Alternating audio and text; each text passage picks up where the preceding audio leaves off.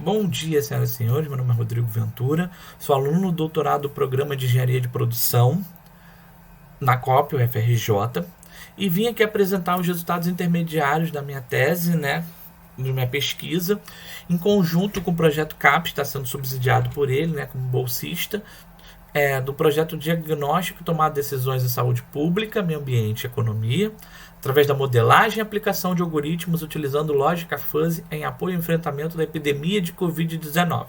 Meu orientador é o professor Carlos Nunes Cossenza, tá? Bom, o foco principal é você criar um modelo de isolamento social horizontal por bairro, utilizando lógica fuzzy para controle e disseminação da Covid-19. Tá? Isso aí visa exatamente fechar algumas lacunas do projeto, que é o que?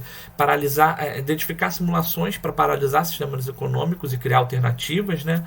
Criar sistemas de informações mais adequados, porque hoje em dia a gente tem muita informação por aí, a gente criar uma coisa mais precisa para tomada de decisão dos gestores e exemplificar e criar vários cenários para ficar mais fácil o planejamento dessas tomadas de decisões ou a tomada de decisão que o poder público quiser tomar, tá? Nesse primeiro momento, eu vou só falar para vocês rapidinho o que é a lógica fuzzy, né?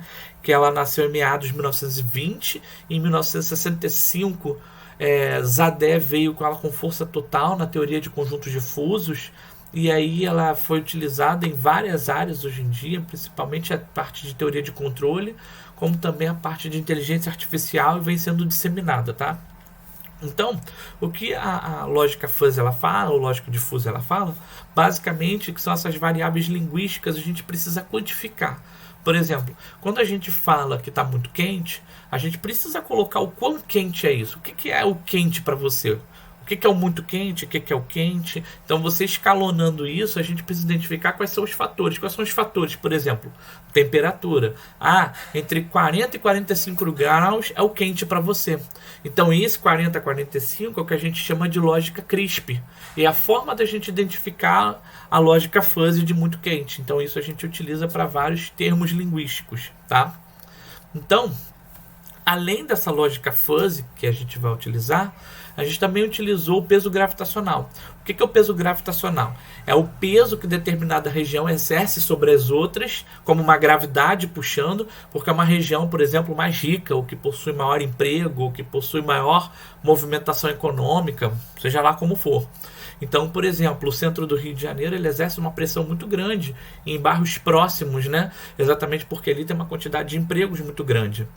Então, isso é importante você levar em consideração para você ver a movimentação das pessoas até o centro, porque essa movimentação no centro faz com que elas, por exemplo, elas disseminem mais a doença no centro e passem para os seus respectivos locais de moradia, né? Ou elas levem do local de moradia para o centro e ali, como é um local de muita gente, ela irradia e a doença ela se espalha muito rápido, tá?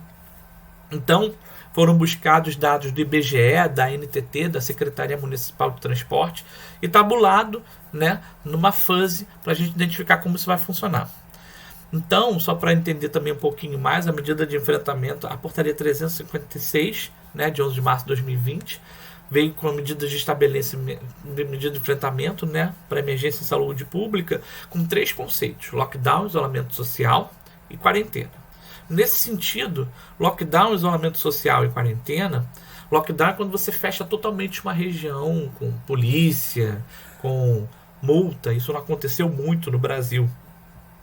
E outros países aconteceu. A Alemanha, por exemplo, ainda está acontecendo. A quarentena nada mais é do que separar os doentes dos saudáveis. E o isolamento social nada mais é do que você pegar uma faixa daquela região e simplesmente isolar, as pessoas não terem contato umas com as outras, parecendo uma solução mais adequada possível, mas ainda está em estudo, tá?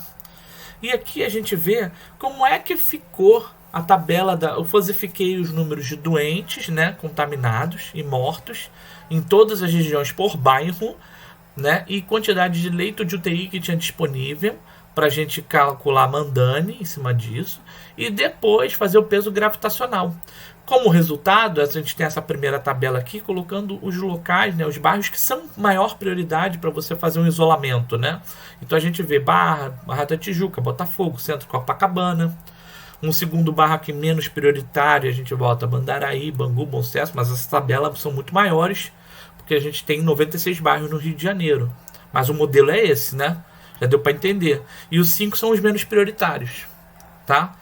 Eu gostaria de agradecer e qualquer dúvida pode mandar um e-mail para mim que a gente conversa um pouco mais, tá? Um bom dia e até a próxima.